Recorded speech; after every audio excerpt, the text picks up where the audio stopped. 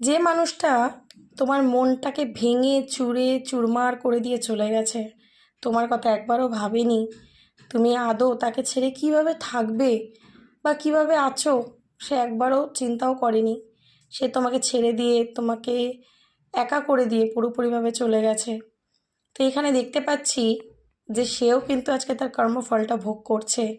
সেও কিন্তু আজকে পেন পাচ্ছে, সেও আজকে তর পাচ্ছে, সেও তার কর্মফল পাচ্ছে এবং সেই কর্মফলটা ঈশ্বর দিচ্ছে। জাজমেন্ট কার্ড, ঈশ্বর তার কর্মফল তাকে ফেরাচ্ছে। তোমার ফেলা এক ফোঁটা চোখের যে জল, সেটা কিন্তু বৃথা যায়নি।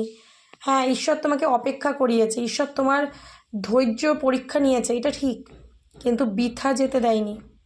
তুমি তোমার ধৈর্যের ফল খুব তাড়াতাড়ি পাবে, কারণ ঈশ্বরের বিচার ঈশ্বর শুরু করে দিয়েছে। যেমন কর্ম সে করেছে তোমাকে কষ্ট দিয়ে, সেইটাই তার জীবনে রিটার্ন হচ্ছে। এবং সে আজকে এতটাই পেইনের মধ্যে রয়েছে, তো সে নিজের কর্ম যে করেছে, নিজে যে তোমার সাথে যে অন্যায়টা করেছে, সেটার জন্য তার অনুতাপ বোধও রয়েছে। তোমাকে প্রকাশ করতে পারছে না, বাট মনের মধ্যে রয়েছে, কারণ সে প্রচণ্ড পেইনফুল সিচুয়েশনের মধ্যে দিয়ে যাচ্ছে। এবং এই যে নেগেটিভিটি, এই যে তার লাইফে যে এত নেগেটিভ ফেস চলছে, সেটা ঈশ্বরই দিয়েছে এইটা ফিল করানোর জন্য, যে দেখো অন্যকে কষ্ট দিলে কেমন লাগে তার। ওকে, তো ঈশ্বর তোমার সাথে সবসময় আছে, ঈশ্বর তোমার হয়ে বিচার করছেন, এটুকু জেনে রাখবে।